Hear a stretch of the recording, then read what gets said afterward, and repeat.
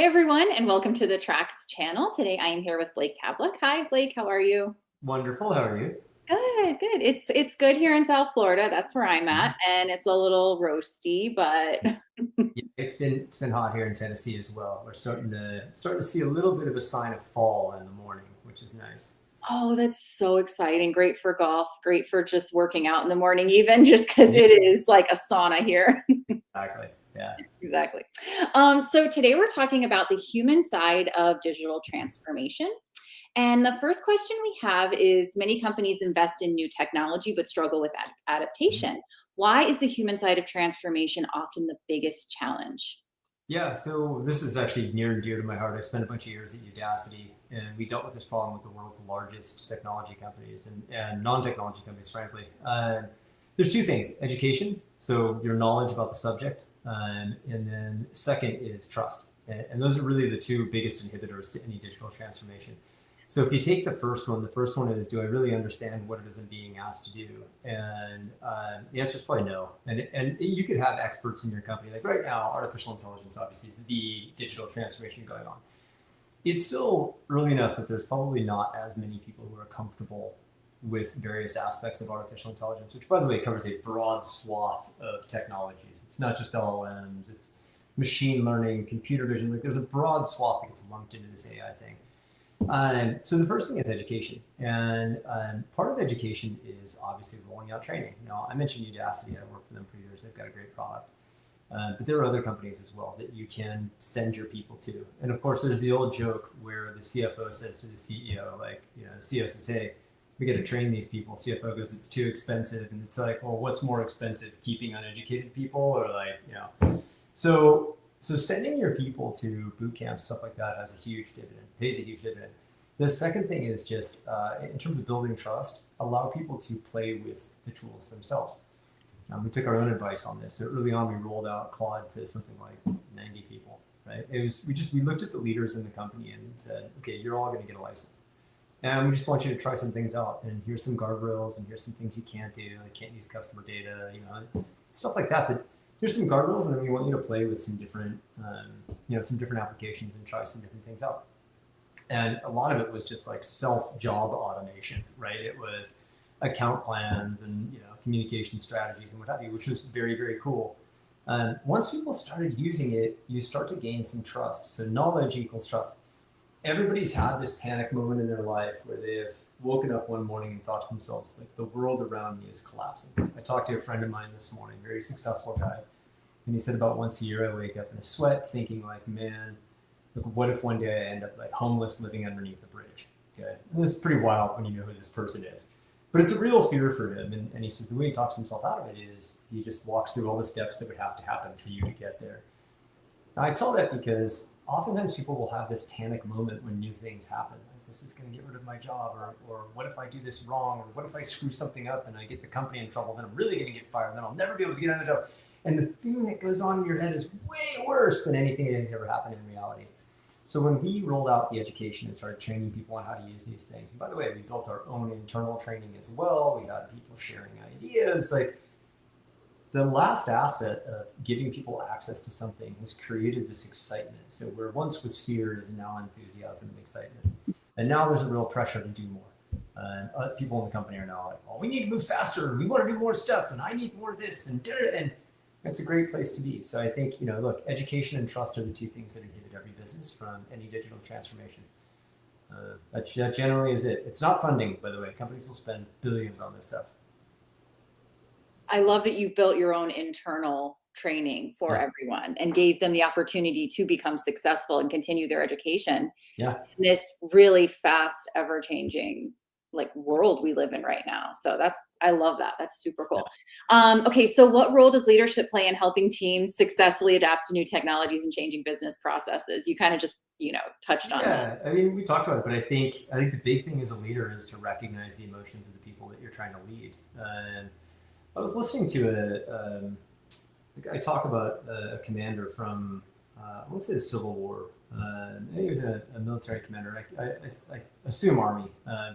But he said that this guy got this great education prior to that, watching different leaders do bad stuff, like, try and enforce discipline upon people who are like tired and in the middle of nowhere and haven't seen their family in months and are stinky and haven't had a shower. And it was like, this guy's looking at that going, I want a result out of them, not just discipline to a process, right? Like I actually, turns out I want a disciplined result, not just that process to work well. And so I think, look, it'd be easy if you had a bunch of bad leaders, you'd been around and be like, well, I'm not going to do that. And the problem is I think most of us have been around good leaders, or, at least enough good leaders. So what I would say is, as a leader, your job is to create trust between you and the people you're asking to make change. And that means you have to identify with the emotional state that they're in, because people will act on emotion more often than not. It's what makes us different than a computer, right? It's what makes us different than a lot of things is the human race. We act on emotion.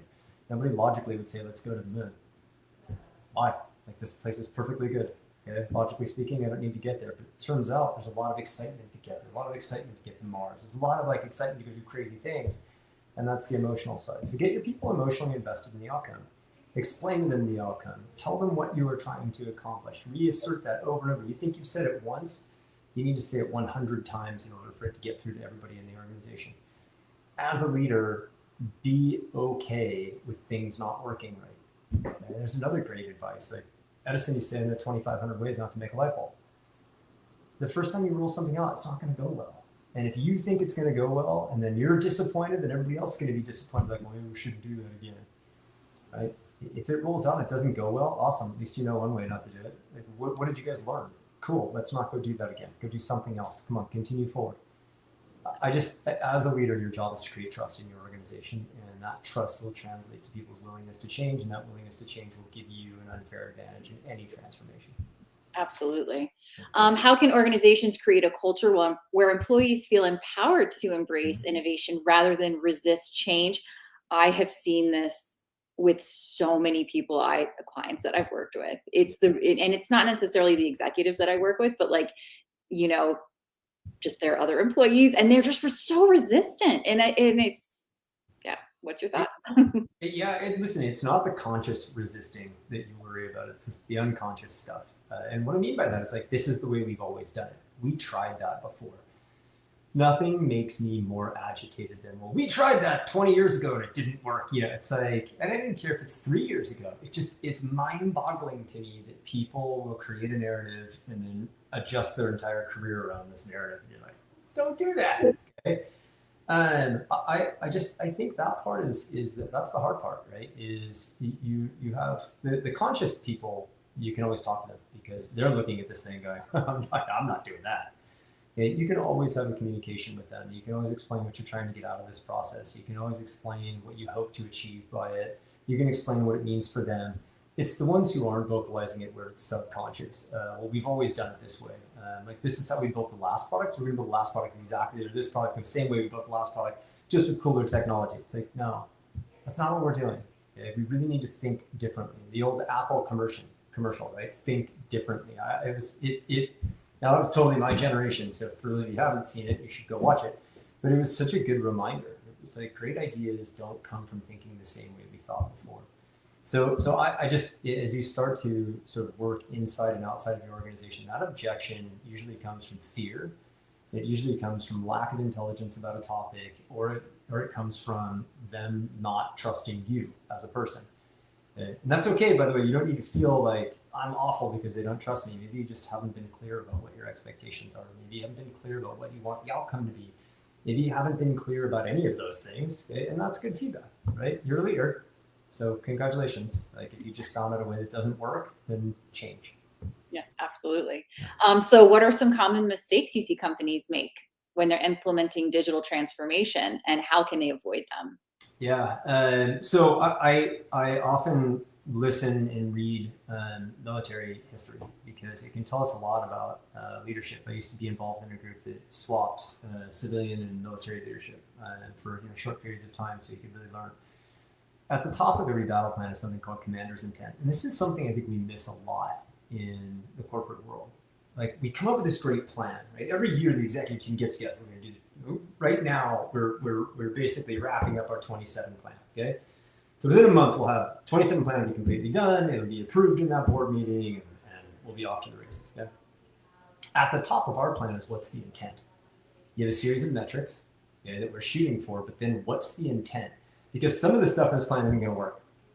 It's not going to work out the way we thought it was going to work. And I don't care who you are. And in the world's like the best laid plans, right? And of mice and men, it's not going to work out that way. So what's the intent, right? And maybe revenue didn't come in as high as you wanted, so expenses can't come in as high as you wanted. Like that's an obvious one, but there's more subtle things that happen. And I think that unto itself, like you think about that commander's intent on the top, tell your entire company what you're after. I tell our company all the time, we can't save our way into the Fortune 500. It's not going to happen. My Uncle Chuck used to say this all the time. Hey, Blake, no one saved their way into the Fortune 500, right? And you're like, yes, that is a really good point. We have to grow. So everything that we are doing creates more throughput. It creates higher quality. Every aspect of our lives. So if you think I'm trying to do this to cut some costs, you are wildly mistaken. And I have to repeat that message every month, every week, every day to somebody in the company so that everybody hears it. They go, okay, our CEO isn't just interested in, like, he's not rolling out AI to cut costs and drive, because that's what you read in the news. Our CEO is really interested in throughput and quality, right? We're acquiring companies. We are landing new logos. We are expanding relationships with current customers. I have to be able to do all of that. And the better I do at it, the faster I grow. And the faster I grow, the more resources I have to go do more innovative stuff. Like it's a huge virtuous cycle. That, for me, that commander's intent that sits at the top, you should always explain to your people why you're doing this. Otherwise, they'll come up with their own reason. And by the way, then they'll create an operation behind that reason. Like if they think it's cost savings, they're going to create a bunch of solutions to cut costs. Absolutely, yeah. And you may not want that. So just be clear about what the commander's intent is at the top. Just be clear what that is. I love that. So our last question today is, as AI and automation continue to reshape industries at a very quick pace, Yep. What skills and mindsets will organizations need to develop to succeed in the future? Yeah, so this one's really interesting. Communication is one. And this is one people don't really consider, but go play with an LLM for a while. Your ability to communicate the problem you're trying to solve and the information that you're sharing with it is directly correlated to the quality of the output you will get. Most LLMs today are a 12-year-old with a PhD's, maybe a 14-year-old with a PhD's vocabulary, right? So you can get confused and think you're getting the right information. Frequently, I'll be running different analyses, different programs, different forecasts.